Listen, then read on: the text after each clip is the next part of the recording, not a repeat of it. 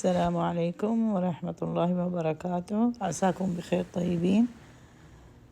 اليوم بنسوي صينية كرات البطاطس بالدجاج وكريمة.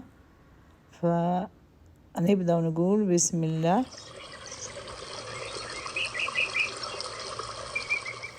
سلقنا في موية حارة 6 حبات بطاطس. أخذنا صدور دجاج كيلو قطعناه. أخذنا 4 حبات بصل قطعناه. أخذنا قدر حطينا فيه الزيت والبصل ونشوي شوية البصل، بعدين نحط عليه الدجاج وقطعنا فلفل رومي حبتين. حطينا على الدجاج معجون زنجبيل وثوم 2 ملعقة كبيرة، وبعدين حطينا فيها البهارات كركم فلفل كمون كزبرة وقرن مسالة وفلفل أسود،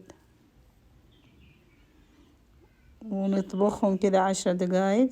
لما يتغير اللون فنضيف عليه فلفل رومي، وبرضو نطبخه شوية، وبعدين نضيف عليه صويا صوص 2 ملعقة كبيرة أو على حسب الرغبة، وبعدين نزيد عليه الذرة، وبعد شوية كده نضيف عليه القشطة.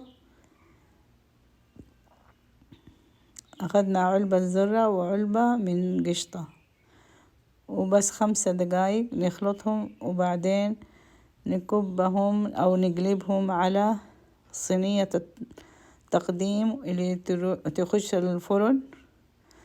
نقشر البطاطس بعد ما يستوي، ونحط عليه شوية بهارات المرغوبة، فلفل أسود وملح وشوية كمون إذا حابين، ونسوي كرات ونرصها على وجه الدجاج. وبعد ما نرص الكرات نضيف عليه كريمة الطبخ لتر كامل، وبعدين نحط على الوجه جبنة الموزاريلا وندخله بالفرن اللي حميناه من قبل، وبعد ما يتحمر الوجه نطلع وناكله بالعافية. باين من شكله انه مرة جوسي وطعمه يكون لذيذ وتشيزي. ان شاء الله تجربوه. فكده خلصنا من وصفة اليوم، صينية البطاطس بالدجاج. فأستأذن منكم، نتقابل تاني في فيديو جديد مع وصفة جديدة. مع السلامة.